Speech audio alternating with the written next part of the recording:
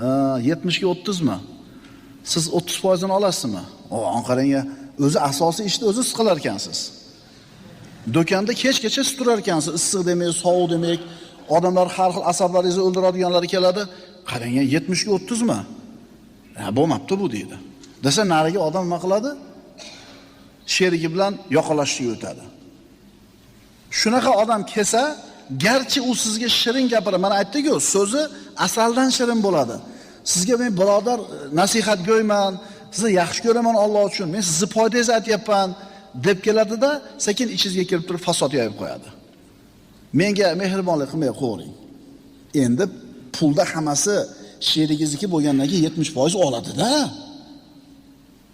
U yerga qaramaysizmi? Siz kuysiz mehnatingizga kuydingiz, bo'ldi. U o'rtaga qo'ygan sarmoyasiga kuyadi. Bu yerni gapirmaysiz. Munofiqning